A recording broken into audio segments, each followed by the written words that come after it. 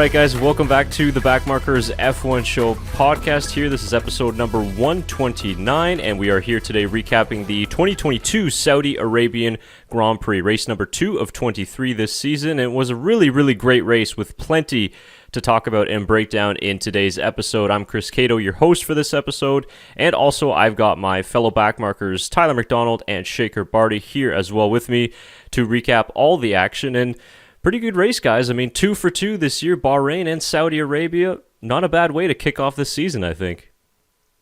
Not a bad way at all, but I thought that we might not get this race happen at all due to the missile strike that happened just a little bit down from the actual track, which was pretty crazy. I don't think we've ever seen that in F1 before. One of the first that you can mark down on your bingo chart. I don't know if many people had a missile strike on their bingo chart for the 2022 season. But in the end, great that we got the race in. Maybe not the best ethically to get the race in, but we got the race in. So it was an interesting race for sure. Lots of talking points, and we have a title battle on our hands. No, definitely an exciting race. I mean, I said it the first race, and maybe 2022 had me really excited, but this race really had me going because there was so much going on. But yes, very surprised the race went on in the end. But you know what? You can't argue with money. So. Yeah, I know that the drivers had the long meeting following, I believe, what was it, FP2 on Friday? Yeah. I think it lasted till like 2 a.m. But I mean, obviously, we could go into that for quite a long time, but, you know, as somebody who's kind of been following that conflict in that area of the world for a few years now, I was never really worried that they were going to actually strike the Formula One circuit itself and where the drivers are, because obviously it's not advantageous to them, you know, strategically, and then you're talking about an international incident. But if you're from a driver's perspective, obviously you can understand why they were raising some concerns. But like I said, Formula One's favorite color is green, and no, not the Saudi Arabian flag, but that cold hard cash. So what else do you expect? But that could be a whole other podcast on its own. But let's get to the racing, actually, because that is what the sport is all about. What should it be all about? And this was a really great Grand Prix in terms of the racing itself, because we saw a little bit of the 2022 rules and new regulations in effect in Bahrain, but I really kind of feel like we saw it at play even more here at the Jeddah street circuit, and maybe we'll get to it a little bit later in terms of whether this track should stay on the calendar in terms of track safety with Mick Schumacher's crash. But Tyler, I'll start with you, and we can go straight to the Charles Leclerc and Max Verstappen battle, because that ties into the great wheel-to-wheel racing that we've seen. So I just want to get your thoughts that, you know, the race kind of ebbed and flowed. We had the normal lull where we didn't get to see much at the front, cars just following each other. And then it was that last 10 laps or so where it was just that straight fight, Charles Leclerc versus Max Verstappen. The lead was exchanged 3 to 4 times, with Verstappen ultimately getting the victory. So how did you see that battle playing out while you're watching it live? Yeah, it was pretty nuts. Obviously, some key moments in the race that happened to let that happen. You kind of feel bad for Sergio Perez to get screwed on that safety car. I thought Perez actually could have won that race, so I feel bad for Checo. But Christian Horner was on the radio after the fact and said that his day will come in terms of luck. So I'm sure that will happen. But like phenomenal battle between Charles Leclerc and Max Verstappen. And we've seen in the past these two go at it, and it's been fantastic racing. We saw it in Bahrain, fantastic racing. And once again, these two just have that, both very, very aggressive, very smart, but also very respectful of each other. Like they're fighting hard, but they're not fighting dirty, which I really, really like. It's pure racing. And it's kind of been my favorite part of 2022 so far, is just how these two drivers have so much respect for each other and are racing so well, so cleanly. It's really awesome, pure wheel-to-wheel racing. So I'm glad that we're seeing that. That's what F1 wants. It's what F1 needs.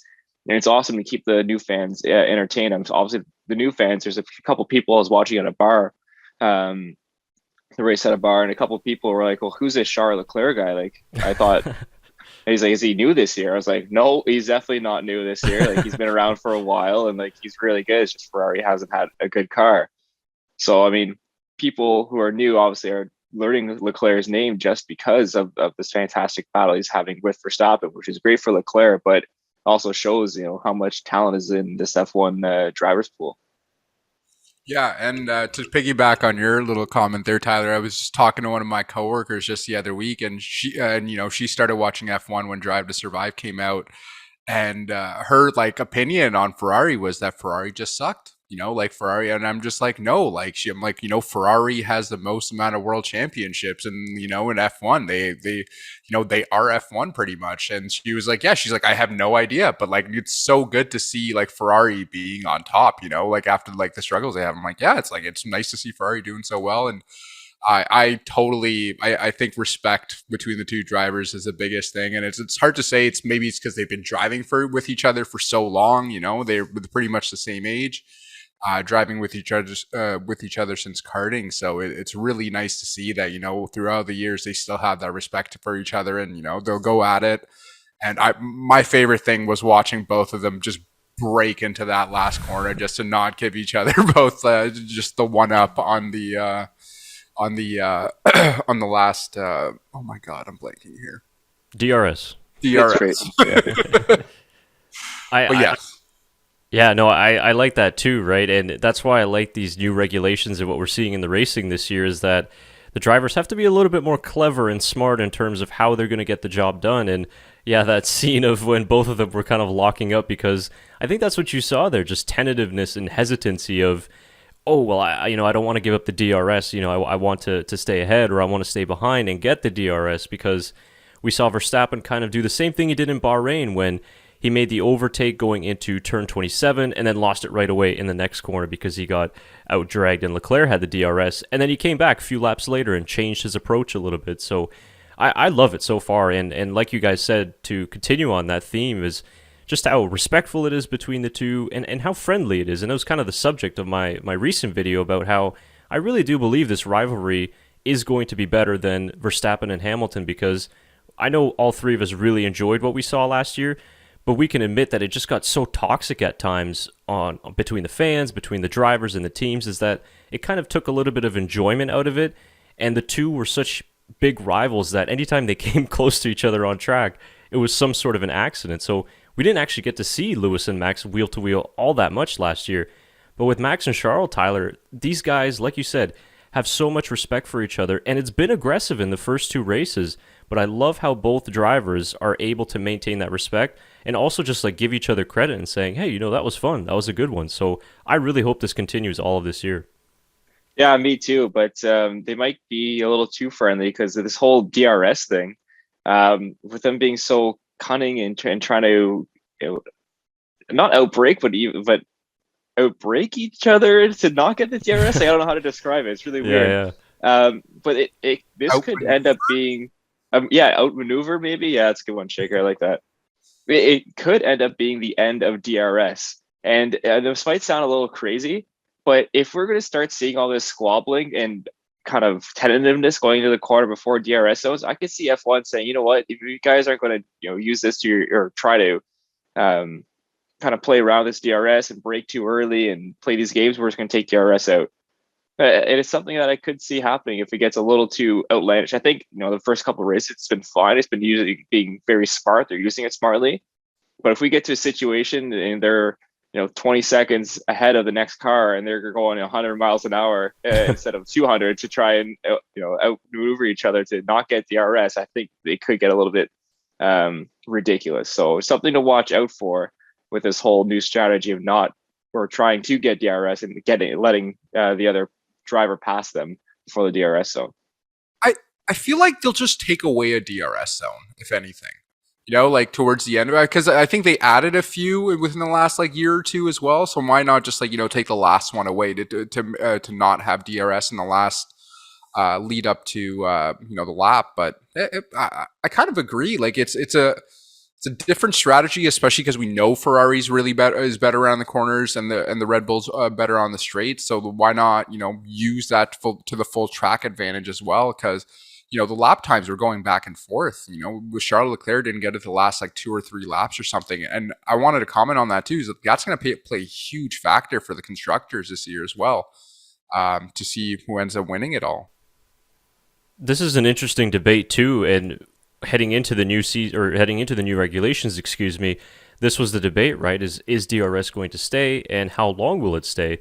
So I'm not really against maybe even trying 1 or 2 races without DRS and just allowing the teams to kind of give a feel for what the racing could be like without DRS, because I think in the past few years we've liked to see DRS going away so that drivers can actually complete overtakes under braking. And this season I feel we've seen less kind of blow-bys through DRS and kind of more overtakes finishing under braking, which is positive. But I'm curious to see what the racing would be like without DRS and how much the drivers would be able to overtake without it.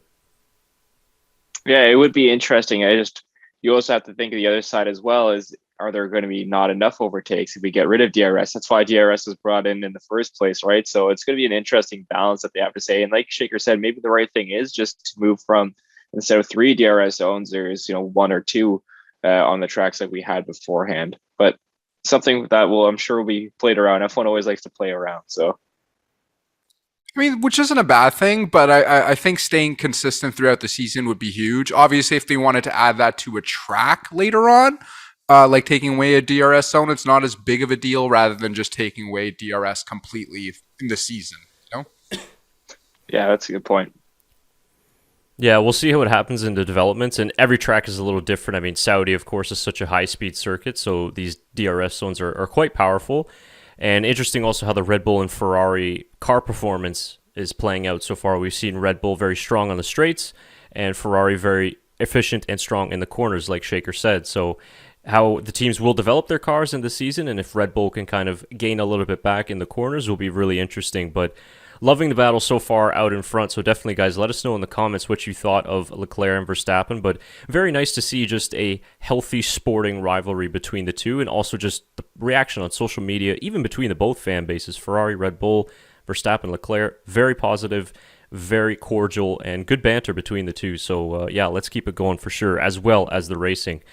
Now, moving on just a little bit to touch on Verstappen's teammate, Sergio Perez. Shaker, you and I were calling this live as it happened, and it was a great moment to see Sergio Perez's first career pole position, the longest gap between first race and then race victory, and also now the longest gap between first race start and pole position. So he's got a couple records there, but I agree with you, Tyler. I think he would have won that Grand Prix.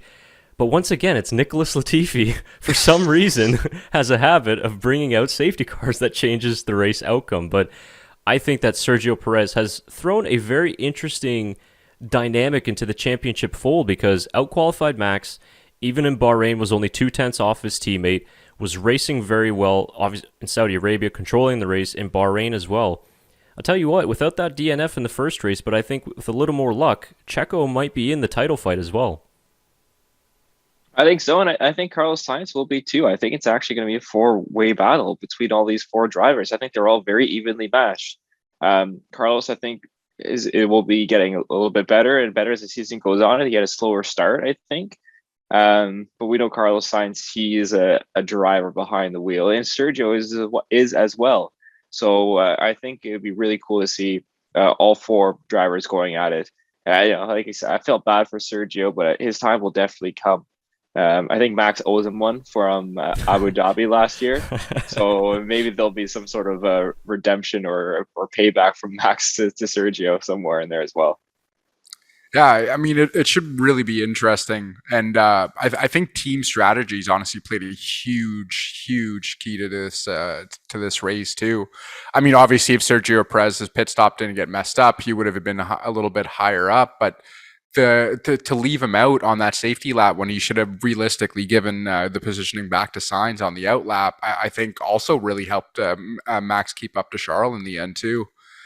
Good strategy in the end. And then, I mean, Mercedes. I mean, I'll comment on Mercedes later, but I think all the team strategies by every team was really well done in this race, because I mean that race only happened a few months ago. I mean, they still have a lot. It's only the second time they've raced at it, so it was a really good race overall for the second track that they've raced at in their entire life. So yeah, performance-wise, Red Bull and Ferrari seems very close. There's only kind of a few things separating, and then the drivers are really making the big difference. So I think that Perez is a dark horse there, maybe an outside looking in for the championship, But like you said, Tyler, and of course he was my pick to be champion this year, so obviously I do believe Sainz will get in the fight as well, but it seems even closer than the two Red Bull and Mercedes were in 2021, which is really nice to see. So yeah, good for Sergio, because last year we were kind of wondering, oh, okay, maybe he's going to be just a number 2, but this year so far looks like he's trying to stake his claim and go. And it's also important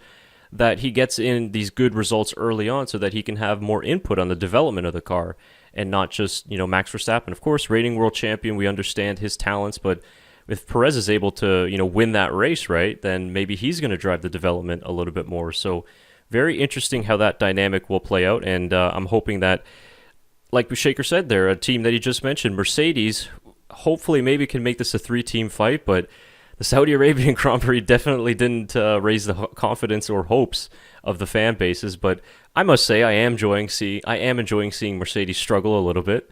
They had 8 years of domination at the front, so let's enjoy it while it lasts a little bit. But Lewis Hamilton out in Q1 and only finished in 10th place, and he was battling with the Haas of Kevin Magnussen, wheel to wheel, some good battles, a nice recovery drive from Hamilton. But yeah, Mercedes really struggling a lot with the setup issues, not enough downforce, not enough engine power.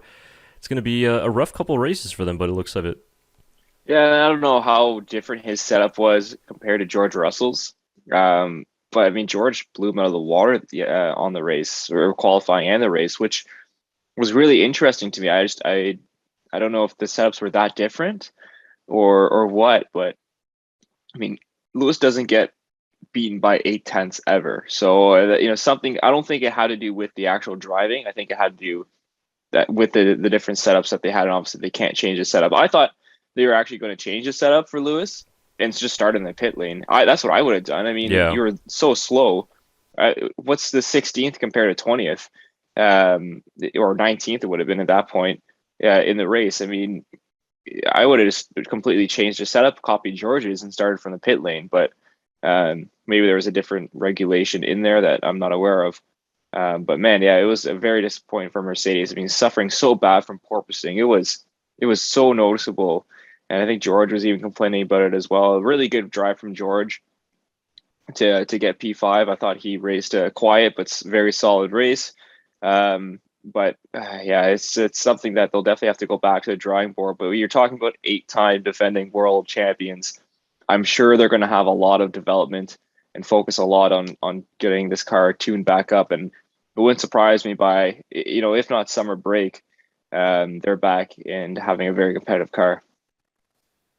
Yeah, it wouldn't surprise me either. And George Russell had a fantastic, weekend in general to be in that qualifying spot to begin with. But yeah, I mean, to overall, I think you said it best, Tyler, just that, that quiet P5 finish, exactly where he needed to be for the team to get a little bit of points to actually stay up there.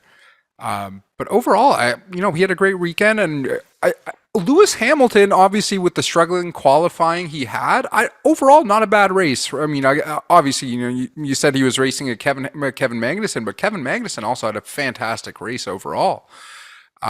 So it was nice to see Lewis Hamilton, because I would not have been surprised if he got P6 in the end. But I kind of agree with Tyler. Like, why didn't they change the setup?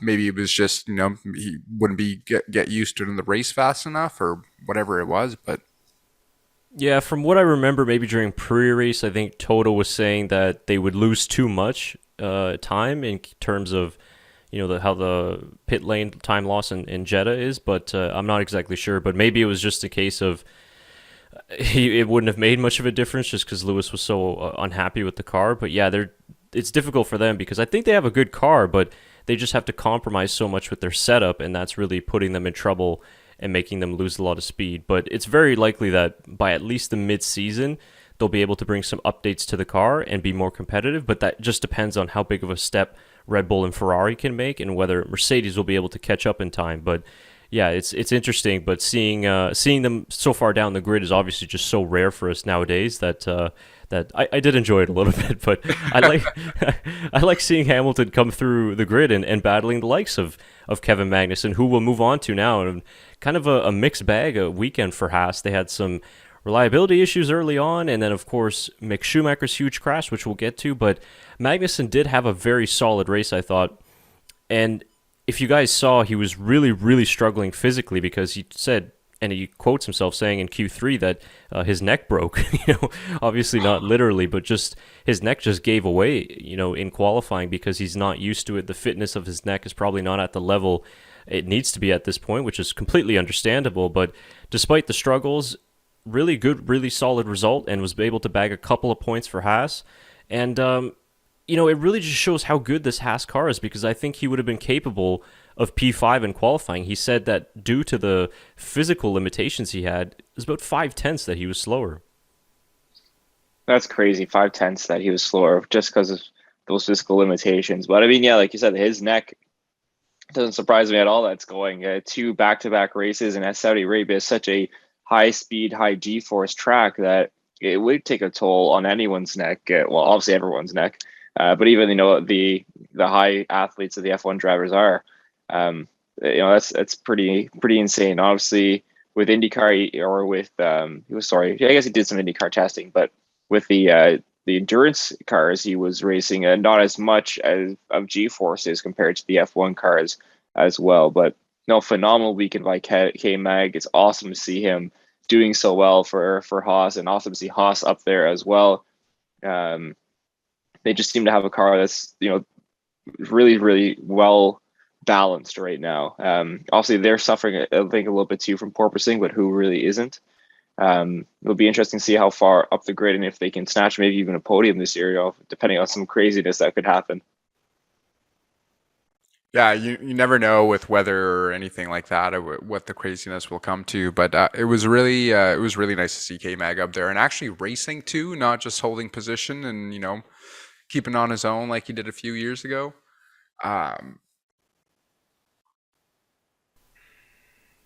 Sorry guys, I'm really tired, so I'm playing. I don't blame you. Things. That's all right. I didn't want to cut you off because I was maybe thinking you had another thought in there, but I'll pick it up from there to say, it's a good weekend from Haas to clear up or to finish off these first 2 weekends of F1, but very difficult with what happened to Mick Schumacher because the crash is reported to be around a $1 million cost, which is not surprising. I mean, the rear end came off, the whole thing's damaged, and it's really the reason why he couldn't race on Sunday, because Haas probably could have repaired the car, but then they would have been really tight on spare parts heading to Australia, and of course, all the stuff's already en route to Australia, so it was a bit of a risk. I think it was a smart decision not to race. Anyways, Mick Schumacher would have been ready to race physically and mentally, so, good for Mick. But a very scary incident. I mean, obviously, Shaker, you and I were live when this was happening, and there was a few minutes there where, Tyler, you and I have watched motorsports for quite a long time, and we know what it means when a driver crashes and we go to the wide shots and we don't hear news right away. It's not a good sign. So thankfully he's okay, but it does beg the question of, do more changes need to happen to this circuit to keep it on the calendar, safety reasons? So my first, I didn't get to watch this live. I watched the replay on F1 TV later that night. And I had a buddy asked him how qualifying was, but don't spoil anything for me. He said there's a really big crash, but I was like, oh, okay, like, is everyone, because I just knowing the circuit, I was like, just like, all you have to tell me is everyone was okay. Yeah. Like, is everyone alive? Because that's what I wanted to know. And he's like, yeah, no, everyone's okay. I was like, okay, that's fine. But my first instinct when I saw the crash happen live was, why are there no safer barriers there now? And when I'm talking about safer barriers, for your European listeners that maybe not know as much of the NASCAR safety system, after the amount of deaths that they had in NASCAR, they implemented at every single track, they have what are called safer barriers. And I think I talked about this last year, maybe on a podcast.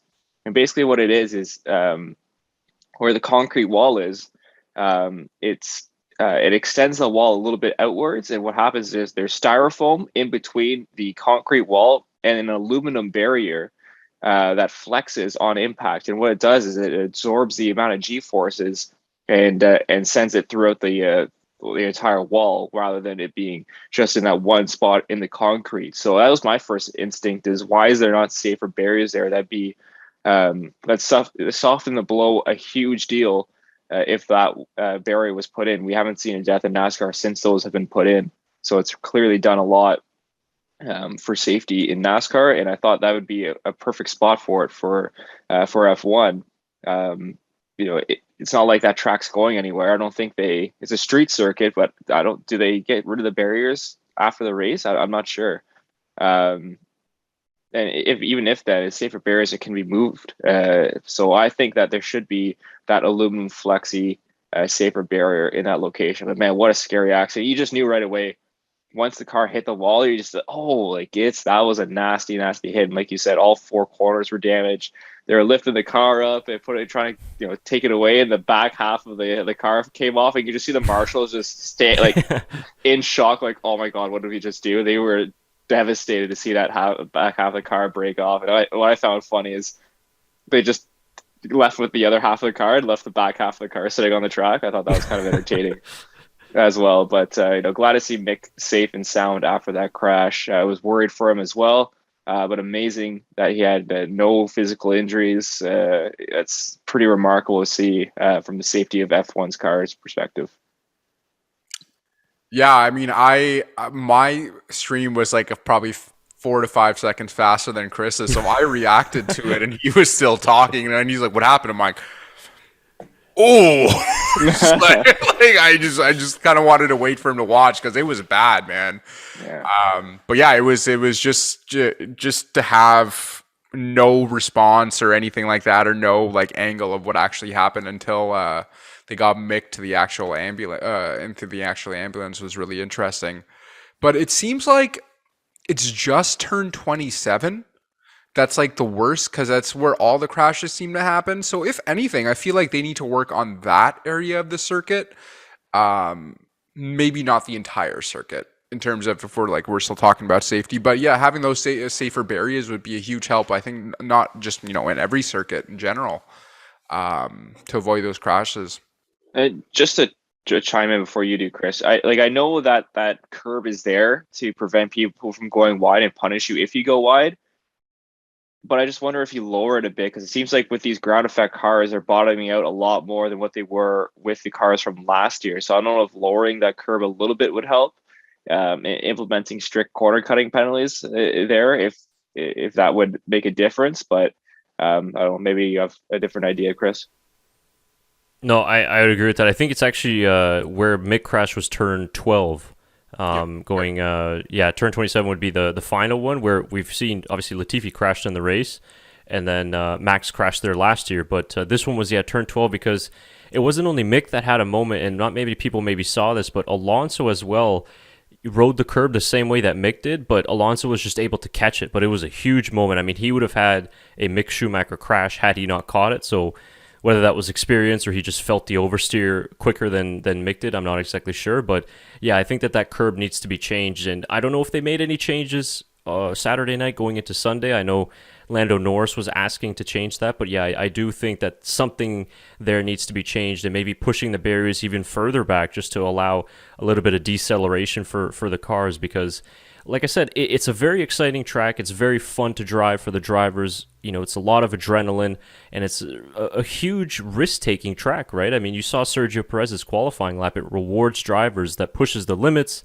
and gets as close to the walls as possible. But we have these dangers. And just to bring up a point that Shaker made on our live stream, is that the 2022 cars are actually meant to break apart like that, where we see the separation from the rear of the car. Because I was like, holy crap, look at all the damage. But then he chimed in to say that's an actual aspect of this year's cars, that they're meant to separate, because they can actually absorb 15% more energy than in previous years. So just a good little piece of information there. But at the end of the day, just very happy that Schumacher's okay and he'll be able to race in the next race. And like we were commenting too, Halo is going to be one of the best ever safety inventions as well, but also just the whole crash structure too, right? Being able to absorb something like that, it's pretty crazy. I did see somewhere online too that one of the tires hit the halo as Mick was crashing as well. So yeah. Another check mark for the halo onto doing something very very productive and stopping the tire from hitting Mick in the head. Yeah, I think since the halo's been active, I think there's been a huge crash like that almost every year since then. I think we've seen the halo's full effect. I mean, Charles Leclerc, the first year the halo went into play. Yeah, so I mean, it's been Grosjean. Grosjean, Max and Lewis last year with the two crashing into each other. So yeah, no, I will say hands down will go down as the greatest safety invention for F1 for sure. 100%. Yeah.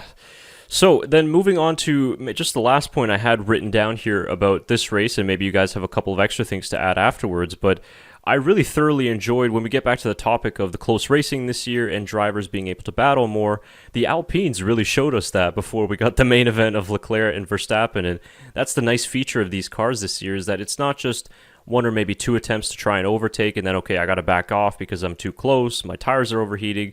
No, these battles are going on for 1 quarter, 2 corners, 3 laps, 4 laps, 5 laps, and the Alpines were going back to the Racing Point days of Ocon and Perez and squeezing each other into the wall and getting really close on the exits. But I thought that the racing was actually really, really good between the two, and I know that the teammates enjoyed it.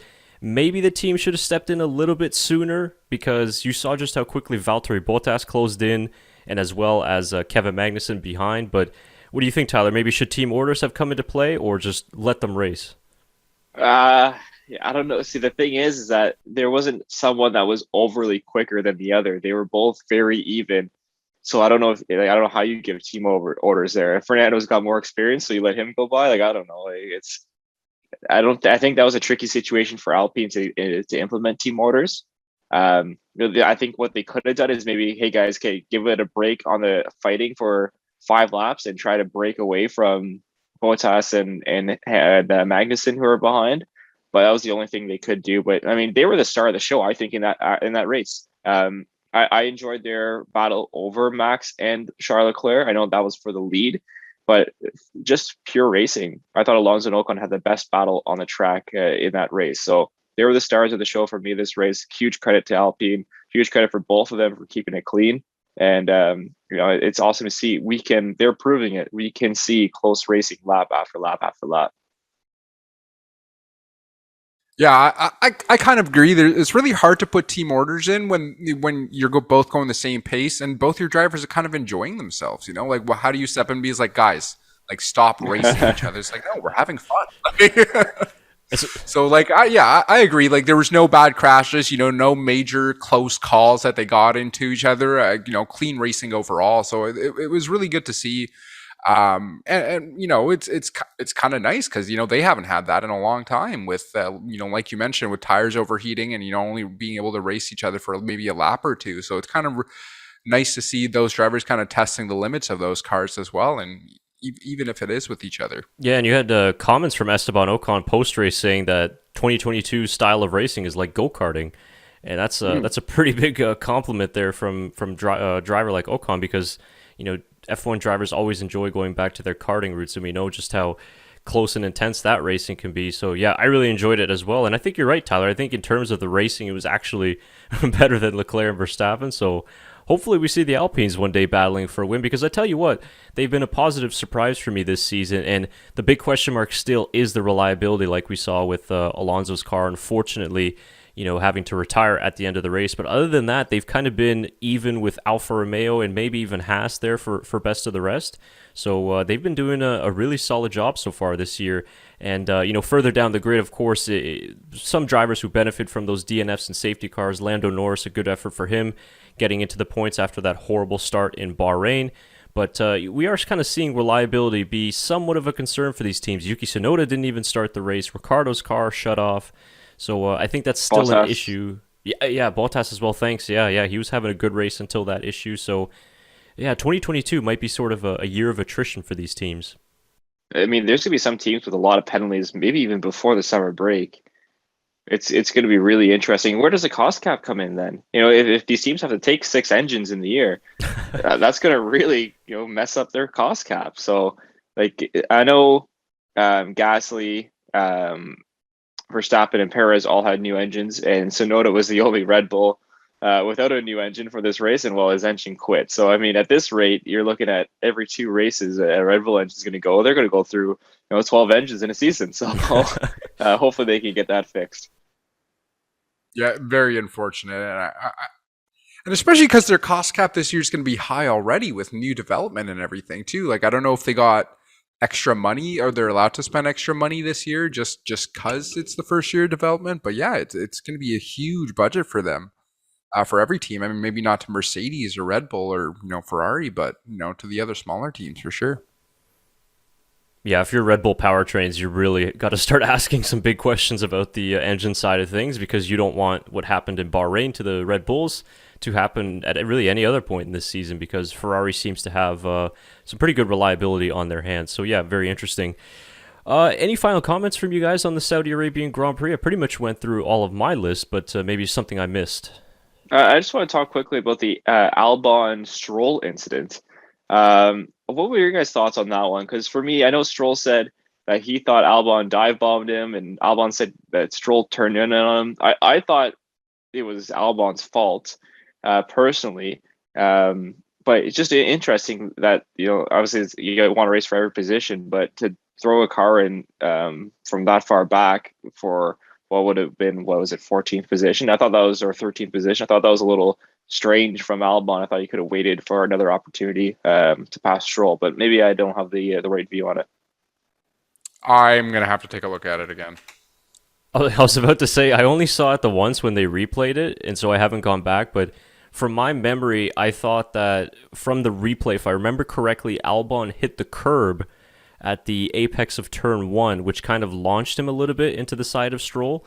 Now, hopefully I'm remembering that correctly, but I think Stroll could have given him a little bit more room.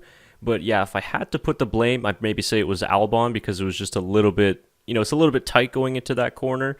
But I think the issue is that he kind of hit the curb, the higher part of that curb on the inside, and then it kind of launched himself into Stroll. But is that how you saw it too, Shaker? Or you just so I just looked at it again, and I think that's exactly how I saw it in the instant. I kind of saw a little bit of under oversteer from Albon and kind of go sliding into Stroll. But I kind of agree with you that Stroll kind of should have given him a little bit more room around the corner, especially because he saw Albon coming. He really didn't give him any space to turn. He kind of went right into it, and I get it. It is his corner, and Albon should have backed off. But I don't think the understeer kind of helped him in that situation. So the blame kind of does go for Albon for not backing out of that, but it's kind of hard to call, and I would just call it a racing incident at the end. But apparently he was found to blame for that incident. So we got the penalty, right? Did he get a penalty? A 3-place grid drop in the upcoming Australian Grand Prix. Oh, wow. Oh, really? Yeah. Oh, wow. Okay. I wasn't expecting that, but I was expecting a reprimand maybe, and maybe a couple penalty points, but not a 3-place grid penalty. Yeah, 3-place grid penalty is pretty huge, especially if you're in a Williams. How do you go from 20th? Yeah. 20th? Yeah, hopefully the Williams can get back up the grid. And Nicky Latifi had a very tough weekend. I felt bad for him. That's just unlucky. The first crash for Nicky, I don't know. Yeah, I don't get it either, how his car snapped around like that. It was really, really odd. And then the second one, again, I don't really understand what happened to him there. He got a catch of oversteer and just didn't catch it in time. So hopefully a better weekend in Australia for Nicky Latifi. And I also just want to mention as well, we're going to see a season debut in Australia, because Sebastian Vettel will be back on the grid finally for Australia. So that'll be great to see Seb back in an F1 car. No, I'm very excited to see that, and see if he can make use of that Aston Martin a little bit. Give it a little bit of love. So yeah, well done to Nico Hülkenberg for filling in for these last 2 races. I know the results aren't going to jump off the page for you, but still, I think it was, considering the car he has to drive and obviously the long time away from F1, a good job to have a guy like Nico Hülkenberg around, which is nice. And yeah, on the Latifi thing, I don't know, he just seems to be really struggling with the rear of the car this year. But still, like you said, it's just very strange how he lost it that way. So I don't know if it was some sort of an adjustment he made, maybe on the brake balance that just didn't suit the car. But the Williams looks like a little bit of a handful this year, unfortunately. But many more races to go, and I think that now having a 2-week break for the teams to kind of go back to base a little bit, look over all the data. I don't think they're obviously going to bring any updates to Australia per se, but they're going to be able to have a lot more time to understand the cars through these first 2 races. And then we're going to go into a really interesting part of the season now, where we're going to be back at Australia, but it is a different layout this year. So, question marks there about who's going to be the favorite and what teams are going to excel there. And then we get sort of into the European races of Imola and then Spain, of course, Monaco, and the likes of those tracks. So, yeah, very interesting times ahead. But if that's it for on the Saudi Arabian Grand Prix, then I think we'll wrap it up here, boys. Yeah, that's it for me. Excited for Australia and get to see another new layout in Australia, so that'll be cool. Yeah, I think that's it. Like, I think the only other person I had, Pierre Gasly, getting some points for AlphaTauri with Yuki being out. But yeah, I think that says it for me for the Grand Prix. Yeah, just to add on Gasly too, he had some sort of intestinal pains in the last 15 laps or so of the race. He said he was feeling like somebody was stabbing him every time he was turning left. So I don't know what it was. The first thing I thought of was like, oh, he's, appendicitis or something, or like kidney stones, but I don't know. But he was doing interviews post-race, so I don't know if it's subsided. Local food probably just didn't hit right. Yeah, something. But it must not be easy in an F1 car pulling, 2-3G through the corner. So, very good result for him. So yeah, that'll wrap it up then for the 2022 Saudi Arabian Grand Prix. Race 2 of 23 is in the books, and so is episode 129 of the Backmarkers F1 Show podcast. If you made it this far, thank you very much for watching or listening to us. We really do appreciate all of the support. Of course, on YouTube, if you were watching, maybe didn't try to do as much F1 footage this time around because we did get a copyright strike on our live stream over the weekend, so we're just trying to play it a little bit safe because F1 really loves their money, so they're stealing our monetization for showing just race footage. It's not like they happen enough. Yeah. Maybe they should have 2 races in Saudi Arabia, and then fix that problem. But anyways, well, we're having 3. We're having 3 in America. So. There you go. Exactly. America has money. Go Las Vegas. Oh man. Anyways, what are we going to do about it? But here we are anyways, and we'll be back for Australia, of course, with the A to Z guide to that race, and then, of course, the podcast following that. No live stream, most likely, for Australia, because it is time zone is not very friendly for us here. It's either going to be very late at night or very early in the morning, so Backmarkers F1 Show live stream, taking a little pause for now, but we'll be back in a few races to come. Remember to subscribe to our channel if you are watching on YouTube. Hit the bell for notifications so you never miss a video, and you'll find all of our information in the description down below in terms of our discount code links to the GP box and all of our social media channels. So for Tyler McDonald and Shaker Barty, thank you to you both for all your inputs tonight, and thank you to you watching at home. Until next time, it's bye for now. Thank you very much, guys.